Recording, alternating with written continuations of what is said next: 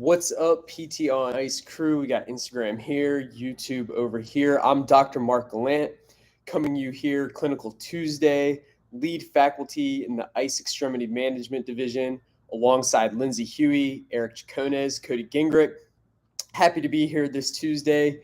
Before we get rolling, a couple housekeeping things. We've got a few more courses for the Extremity Division coming up here for 2023. I'll be in Woodstock, Georgia, second weekend of November. And then Cody and Lindsay each have opportunities early December. So check that out on the ICE website. More importantly, if you've been looking to get a certification through ICE and the overall ICE cert seem like a bit much to chew off right now at this stage of your career, we are happy to announce that we've launched the Ortho Cert. So if you take the 2 spine management courses, cervical management, lumbar management, the extremity management course, and total spine thrust manipulation, take a short test at the end of whichever the last of those 4 that you take, you can become ortho certified. So that is officially launched and on the website. So definitely head over there and check that out. And we hope to see you on the road soon. So today what I want to talk about is individualized care. Your ego is killing our profession. And what I mean by that, or what we mean by that, is that when we go around the country and we mentor folks or we help out and talk through cases with individuals, watch people treat, one thing that we're starting to see as a trend is that folks are jumping around quite a bit in their plan of care. So that patient comes in for one visit, they're given a certain set of manual therapy techniques, a certain grouping of exercises at a specific dosage, and then each subsequent visit that person comes in, the plan dramatically changes. They're given a new set of exercises. There's different manual therapy techniques done. They are getting a completely unique plan of care each visit. And what we're recommending is that there needs to be a plan, that for any given pathology, you have a plan of what this is typically going to go like. With that individualized care of jumping around from place to place, visit to visit, what we believe is that it is a reaction to old school physical therapy, what we like to call physical therapy 1.0, where a person would walk into a clinic, they would be put on a new step or a bike for 5 to 10 minutes. The physical therapist would wave the ultrasound wand on wherever their area of pain is, and then they would be given an exercise sheet. And it would be very specific to, here is the foot and ankle exercise sheet. Doesn't matter what you have going on. Here is your foot and ankle exercise sheet. Here's our shoulder sheet. And if you were lucky, you would have a tech that would take you through that. If you were not one of the lucky few, you would either be given that to go run through in the clinic on your own, or even worse, just sent home with this exercise sheet. So we swung the pendulum hard to everyone gets an individualized plan depending on what they show up with the clinic that day. So if their pain has changed, if what the exercise is looking has changed, then we ditch the entire plan, and then we're going to go to this very individualized thing each visit. The problem with this is it's hard for the patient to buy in if everything changes each visit. They're not sure what the plan is. Humans love to have a target and a bullseye. So if that person knows, like, ooh, here's the plan that we laid out during the first couple visits, and here's where I am along that plan, it allows them to be more bought in. They're going to comply with the plan more. They're going to be more adherent to the plan because they can see the target they're shooting for, and they can very clearly see where they currently sit on that plan. In addition to that, if we're jumping from thing to thing all the time, we're actually likely not giving any one intervention enough time to do its thing. So we know with exercise, the research is fairly clear now that exercise for musculoskeletal pain is the most bang for your buck intervention from a cost perspective and from a getting the job done perspective. It takes time. If we're jumping from thing to thing every visit, then we're likely not giving those interventions enough time to actually make changes.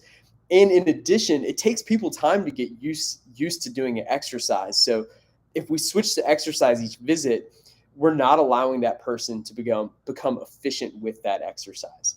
And then finally for us, if we're seeing anywhere, depending on what type of setting you're in, between 6 and 20 individuals a day, creating 6 to 20 unique plans of care every single visit for every single person becomes wildly exhausting. I've lived it. Everything that I'm saying here, I have personally done for many years. That type of physical therapy becomes exhausting. And it's likely part of the reason why we have such a high burnout rate in our profession. If the expectation is a unique individualized plan of care for every individual every day, that becomes a lot for any one given physical therapist. Whereas if you know for X pathology, for my rotator cuff related shoulder pain folks, I know that I can modulate their pain, decrease their symptoms with these 3 to 4 manual therapy techniques. I know that my bread and butter early on exercises are going to be these 4 to 5 exercises that I can coach extremely well, that I know exactly how I want to dose, and that I have an expectation of when the person can do these, what the next group of exercises that I'm going to move on to, and I can clearly explain the objective criteria to the patient of what that's going to be. Now, our egos often get in the way of this because many of us, myself included, I'm speaking to myself more than anyone, believe that for any given person that comes in, that we're going to be able to give them a better plan based on the information that's coming that day than the preset plan before that may seem more cookie cutter that we're afraid of. What we know about the human brain now, having a lot of research over the years, it is a very sensitive instrument, and it's going to respond quickly and rapidly to what's changing in the moment. So therefore, your plan or what that person is coming in can be highly deviated by anything that's happened to you that morning or that day. If you had a stressful interaction with your boss, if the kids were having a hard time getting ready for school, if someone called you right before the patient came in and gave you some bad news, that is all going to very dramatically sway what happens in that session and how you go about what you're going to do in that session. Even more dramatically, our patients are in pain, which means that their nervous systems are going to be all over the place. And so their drama and their brains are going to be very sensitive, and that is also going to shape those interactions. So we're leaving a lot of interpretation to that interaction. Whereas if we have a plan that we know, if this is looking like this, I'm going to go this way. If this is looking like this is how I go based on the plan for this pathology. We are far less likely to succumb to the sways of any given day. When we look at other professions that have higher stakes than physical therapy, typically, we see that they use systems and plans to deviate from those in the moment sways. Pilots are the easiest example to talk about.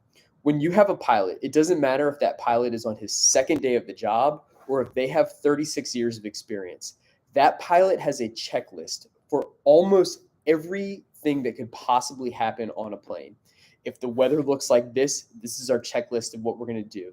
If the wind changes this way before we land, this is what we're going to do. And that pilot follows the checklist, not what they're feeling in the moment based on their experience. So much so to the point where there's a second person there, the co-pilot, whose primary job is literally to say, hey, why aren't you following the checklist? We got to go back to the checklist. We know this works 99.9% of the time. Go to the checklist.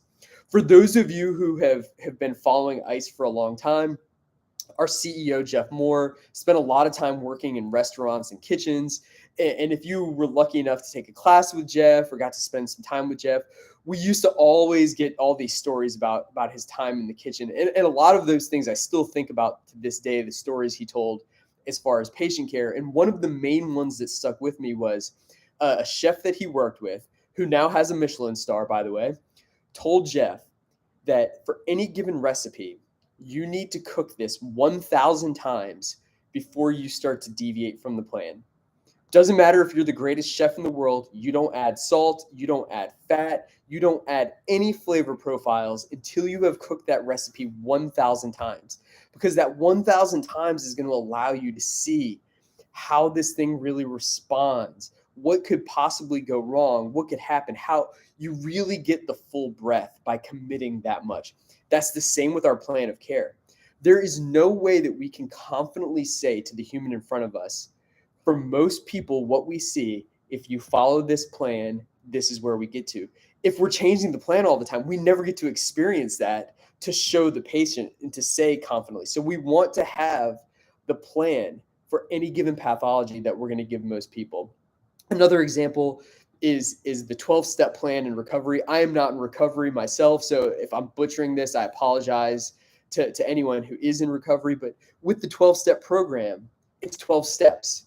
You run the steps, and people who have addictions all over the country have been using this 12-step program to help deal with their said addiction. And when you look at that plan, it's a simple, not easy plan, and you follow those steps to a T. Again, same as the co-pilot, they have a mentor or a sponsor who helps them work those steps.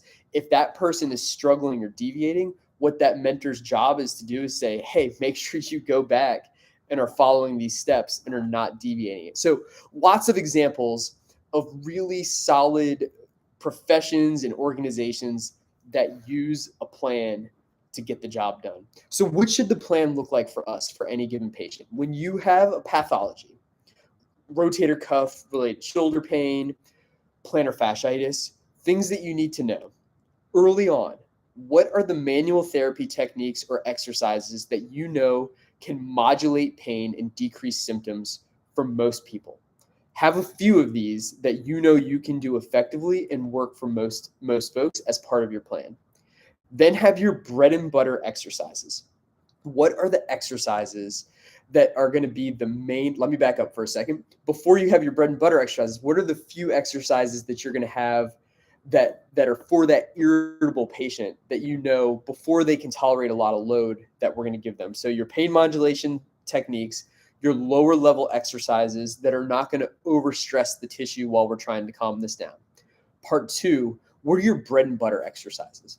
What are the handful of exercises that you know tend to work best for any given pathology that you can coach really well, that you can dose really well, that you can manage workload really well? And then finally, what is the criteria that that person needs to demonstrate to move on to their more advanced exercises? And then a final piece to have in your mind is, what does this look like if the person does have a flare-up or a relapse? How do we coach them? What point in the program do they go back to if they are indeed not ready to progress? So again, what are the things that can modulate pain and that can calm symptoms down, or exercises that are not going to require a lot of stress to the tissue while things are calming down? What are your bread and butter exercises for any given pathology? What are the most common things that you're going to give in most people's plans? And then finally, what are you going to have as your criteria to progress these people on, and having a game plan if they do flare up or regress? What this is going to allow, it's going to allow the person to go, ooh, I know exactly where I am on Mark's plan of care at this time, and where I need to go to take the steps to move forward. It's also going to allow you to not have to switch exercises so much. You're not going to have to get overly creative with your exercise prescription. And by doing this, what you're typically going to be changing is same exercises, but you're going to be increasing the work volume. You're going to be increasing the range of motion. You're going to increase the load on the exercise, and you're going to increase the speed on the exercise while keeping the exercises relatively similar or the same, so that the person can become more efficient with that exercise. It's going to allow the patient to buy in way more. It's going to take our stress way down as a physical therapist. And if there is that small percentage of folks who do indeed need a more nuanced program because they are actually not responding over time, or they're having a lot of trouble adhering to the plan, it's only a small percentage of the folks, which takes way less. It takes a lot off of the mental stress for us as physical therapists. Love to hear what you all think about this in the chat. Definitely hit us up. Love to see you on the road in Woodstock, Georgia next month. Cody and Lindsay have courses early December. Check out the Ortho Cert on the website. Have a great day in clinic today. Hope you all crush it. See you soon.